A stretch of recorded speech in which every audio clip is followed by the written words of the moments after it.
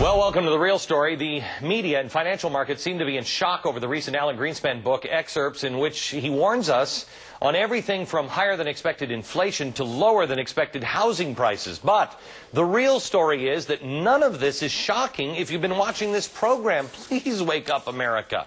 Believe it or not, the only topic that we cover that gets more hate mail than radical Islam is the threats facing our economy.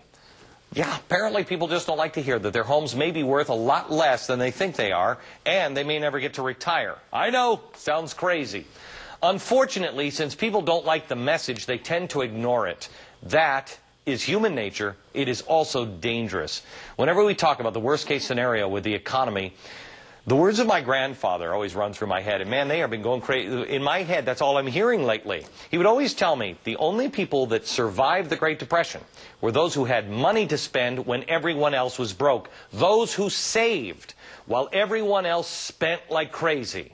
If that does not sound like you, then please walk down the doomsday road with me for just a couple of minutes and consider whether or not you're positioned to make it through another depression. You may not like the message, and the message may be wrong. But is there harm into listening to it, at least for a couple of minutes? Peter Schiff is the president of Euro-Pacific Capital and author of Crash Proof. Also, Michael Panzer, he's a Wall Street trader and author of Financial Armageddon. You two are doomsday. You make my head hurt, honestly. You give me nightmares. But while I may not agree with everything that each of you say, you both, I think, are closer than the clowns that we see on TV all the time saying, oh, no, we're totally fine. Let me start with this. The housing market. Greenspan is saying that there's at least single-digit losses. He may see double digits. And, Peter, you say it's going to be worse than that. Oh, sure. Why?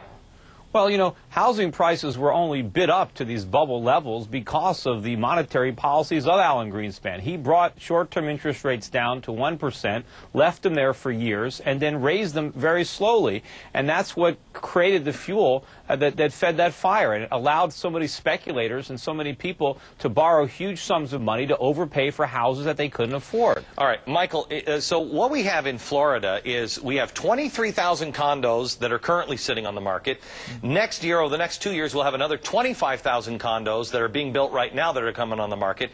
And then another 48,000 have some kind of money in it. We're talking an enormous amount of condos. Here's the problem. This is, as I understand it, this is why we kind of had a run on the banks in London. You have to have this money. They've taken all of this money. They can't get any more financing. There's no transactions going on in some of the real estate markets, at least right now in real estate markets in Florida. So that those housing prices drop dramatically because the bank has to say, this is what the market is worth, and if only one sells, but it sells for 50% less, they're all 50% less. Is that true? Well, that's the thing about all markets. It's really the sale at the margin that matters. You live on a street where one person sells their house at a fire sale price. It affects everybody's houses. It worked very well on the way up, but on the way down, it really does have a tremendous impact, and it also feeds through the psychology. It affects buyers' attitudes as well as sellers' attitudes, and frankly, I don't think we've seen anything yet. I agree with Peter. Okay. Peter, the one thing that you talk about in your book is that the dollar is going to be worthless, and I will tell you that I've talked to people who are bulls. You guys are both bears. I've talked to bulls, and they are extremely concerned that we've only got a few levers and knobs to do again and to pull, and if we start to cascade down, we might open some valves if we're hit by a terrorist attack or something like that.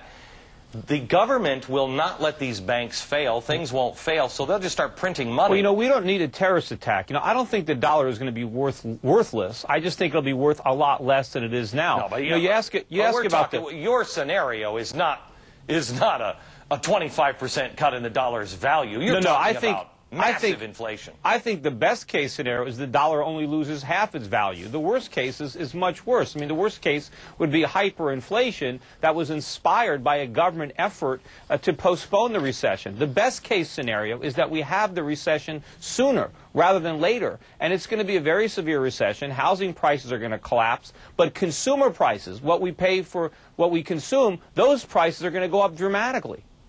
During the recession. Have either of you guys read The Forgotten Man? by Amity, I think it's Amity Shales. It's a tremendous book, and she talks about the real causes of the Depression. And Peter, it's pretty much what you were saying. Michael, I'd love to hear your comments on this. That the Depression, the reason why it was as bad as it was, is because the government got in there and screwed around with it. Of course. I mean, the government created the conditions. First, the Federal Reserve blew up the bubble.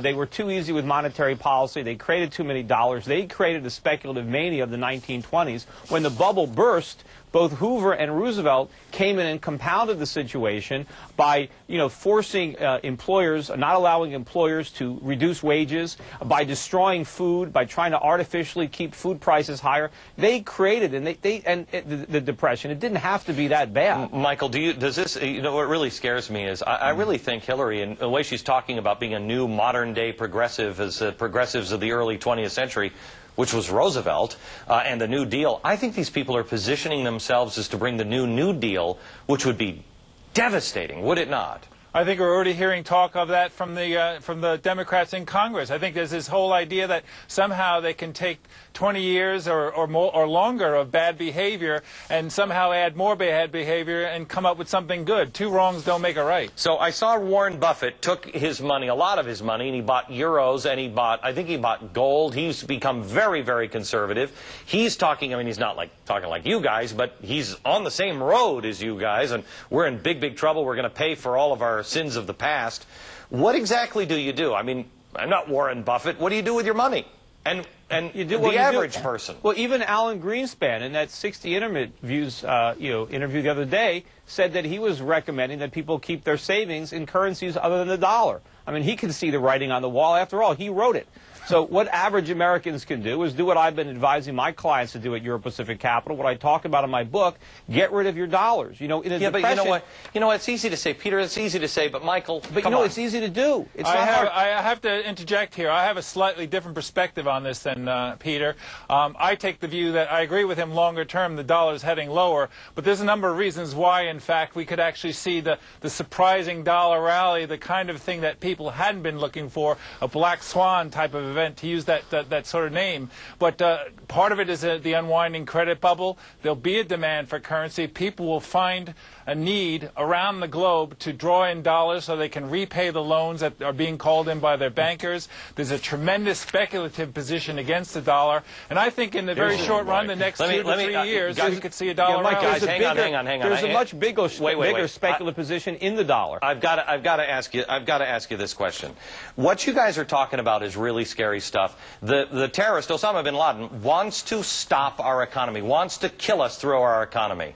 Do you believe that if we had a major spike in war or oil, with all of the stuff that you're talking about, do you believe this is a knockout punch possibly for the United States? Look, they don't need to kill us. We've already committed suicide. We borrowed trillions of dollars from the rest of the world. Don't answer this clearly, Peter. Do you believe this is a possible knockout punch for the economy of the United States of America? The economy of the United States of America is a house of cards, and it's about to collapse. Michael, do you feel that? I agree. I think it could be any catalyst. I mean, certainly it could be a terrorist event, but I think we're so vulnerable now that, in fact, it could be something you completely don't expect. Okay, guys, thanks a lot. I've got to sleep well tonight. Not enough Valium on the planet. If you'd like to hear more from Peter Schiff in particular, please go to glennbeck.com right now. Subscribe to my magazine, Fusion. Peter has written a great and frightening article for us on the worst-case scenario for our economy. If you want to prepare for the worst, it is a must-read. You're also going to get tremendous articles from other people that you've seen on the TV show or heard on the radio show, Insight in Fusion magazine, and it is available only at glennbeck.com or calling 888-GLENN-BECK. But you got to hurry. Deadline for getting this issue is tomorrow, and your dollars may be no good by tomorrow, so you better do it now. And we will not take payments in gold yet. Coming up, country music star Travis Tritt joins me in the studio. Don't go anywhere.